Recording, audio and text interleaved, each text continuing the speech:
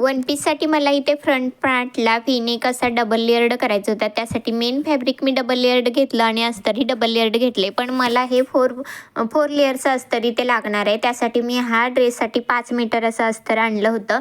आता इथे मी तुम्हाला दाखवते, हा असा ओपन करून पार्ट घ्यावा लागतो. आपण नेहमी घडी घालून व्ही-नेक असा असो किंवा कुठलाही असो गळा आपण ड्रॉ करतो. पण तसं न करता इथे मला सेंटर पार्ट घेऊन असं ओपन फॅब्रिक करून तिथे मला व्ही-नेक करायचा होता, कारण तो पार्ट मला कमरेपर्यंत कटिंग करून घ्यायचा होता. आता इथे मी दाखवते, मेन फॅब्रिक आहे ना तर एकावर एक ठेवून घ्यायचं आणि सरळ बाजू आत आल्या पाहिजे आणि उलट्या बाजू वर झाल्या पाहिजे, अशा प्रकारे ते एकावर एक ठेवून घ्यायचं. जेणेकरून जेव्हा आपण व्ही-नेक हा ड्रॉ केलेला मी कटिंग करून घेतला आहे त्याचा राईट साईडच मला उपयोगाला येणार आहे, तो साईडला केलेला तो उपयोगात येणार नाही. जेणेकरून आपण ओपन केल्यावर ना हा दोन्ही फॅब्रिकचे सरळ पार्ट वरती येतील.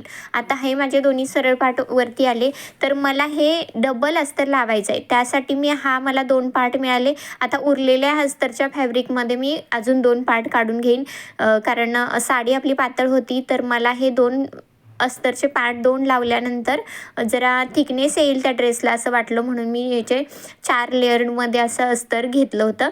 तर इकडच्या साईडला 2 लेअर, तिकडच्या साईडला 2 लेअर असं मला पाहिजे होतं. तर खालच्या बाजूला मी अस्तर ठेवून घेतलं, वरच्या बाजूला सरळ बाजूवरती मेन फॅब्रिकची अशी ठेवून घेतली आणि त्याच्यावरती अजून एक अस्तर घेतलं आणि जो आपण व्ही-नेक कमरेपर्यंत कटिंग करून घेतलेला पार्ट होता तो शिवून घेतला आणि टर्न करून मी त्याला दाबटीप मारून घेतली. दाबटीप फक्त अस्तरवरच्या साईडला मारून घेतली, मेन फॅब्रिकवर नाही, कारण त्याला रेडीमेड लुक द्यायचा आहे. तर हा असाच फॅब्रिक छान दिसतोय आणि त्याला दाबटीप नाही मारली तरी तो तिथे हलणार नाही कपडा. त्याचप्रकारे दुसराही फॅब्रिक मी शिवून घेतला आणि असा एकावर एक ठेवून शिवून घ्यायचा होता मला, कारण ते दोन्ही फॅब्रिक इकडे तिकडे केल्यानंतर तो मध्ये पार्ट ओपन दिसायला नको म्हणून.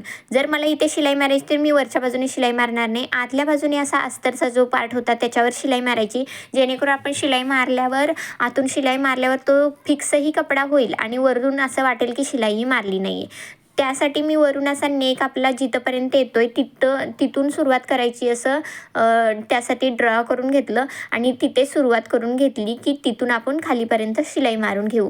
आता तिथे फिक्स करून घेतल्यानंतर त्याच्यावर डबल शिलाई अशी मारून घ्यायची आणि तो फिक्स करून घ्यायचा आणि वरच्या बाजूनही त्याला कोणतीही शिलाई दिसणार नाही. असं वाटते की इकडे आणि तिकडे तोंड करून हे व्ही-नेक ठेवलेत आणि वरतूनही ओपनच आहेत, पण खूप सुंदर असा ह्याचा लुक येतोय. आता जी खाली बाजू ओपन होती त्या बाजूला अशी शिलाई मारून घ्यायची, एक्स्ट्राचा फॅब्रिक कट करून घ्यायचा. अशा प्रकारे हा व्ही-नेकवाला पॅटर्न डिझायनर लुक रेडी आहे आणि ह्याला मी बंद लावलेत. ह्याचा फायनल लुक लवकरच मी टाकेन. आवडला असेल तर लाईक, शेअर आणि सबस्क्राईब करायला विसरू